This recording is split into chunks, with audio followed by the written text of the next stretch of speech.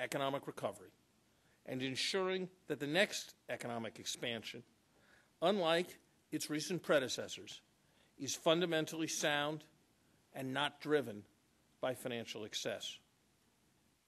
Without robust and sustained economic expansion, we will not achieve any other important national goal. We will not be able to project strength globally or reduce poverty locally. We will not expand access to higher education or make health care more affordable. And we will not be able to create opportunities for new small businesses to thrive, or most importantly, to raise incomes for middle-class families. And so today, I come here to explain and discuss the rationale behind the President's recovery program and our strategy for long-term growth. Our problems were not made in a day or a month or a year, and they will not be solved quickly. But there is one ineluctable lesson of the history of financial crises. They all end. I am confident that with the strong and sound policies the President has put forward and the passage of time, we will restore economic growth, regain financial stability, and find opportunity in this moment of crisis to assure that our future prosperity rests on a sound and sustainable foundation. How should we think about this crisis? One of the most important lessons you learn in any introductory economics course is about the self-stabilizing properties of markets. When there's an excess supply of wheat, prices fall, farmers grow less, people consume more, the market equilibrates. When the economy slows, interest rates fall. When interest rates fall, more people take advantage of credit, the economy speeds up, and the market equilibrates. This is much of what Adam Smith had in mind when he talked about the invisible hand. It is what people have in mind when they talk about the self-equilibrating forces of the market, or use the metaphor of a thermostat to describe how a market functions.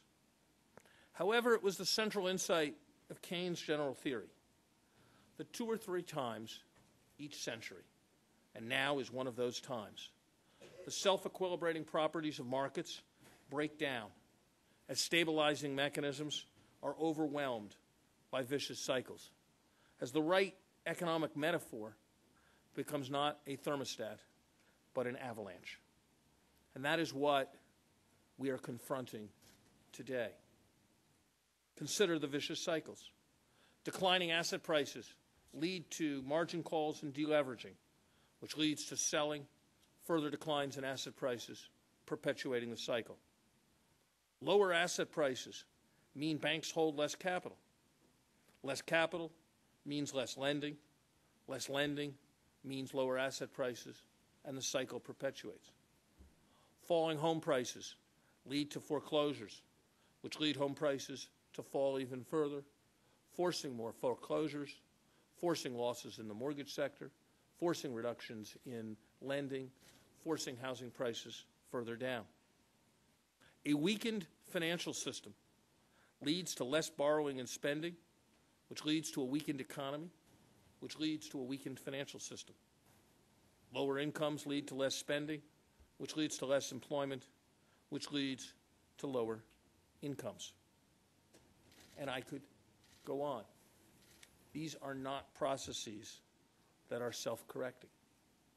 To put the point a different way, an abundance of greed and an absence of fear led some to make investments not based on the real value of assets, but on the faith that there would be another who would pay more for those assets.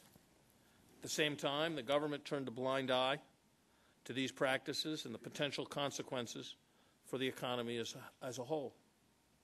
Bubbles were born, and in those moments, greed begets greed, and the bubble grows. Eventually, however, the process stops and reverses. Prices fall, people sell. Instead of an expectation of new buyers, there is an expectation of new sellers. Greed gives way to fear, and this fear begets fear. This is the paradox at the heart of financial crisis. If in the last few years we've seen too much greed and too little fear, too much spending and not enough saving, too much borrowing and not enough worrying, today our problem is very different. It is this transition from an excess of greed to an excess of fear that President Roosevelt had in mind when he famously observed that the only thing we had to fear was fear itself. It is this transition that has happened in the United States today. What is the task of policy in such an environment? While greed is no virtue, entrepreneurship and the search for opportunity is what we need today. We need a program that breaks and reverses the vicious cycles. We need to instill the trust that allows opportunity to overcome fear and enables families and businesses to again imagine a brighter future. And crucially, we need to create confidence without its leading to unstable complacency. While the economy is falling far short today, perhaps $1 trillion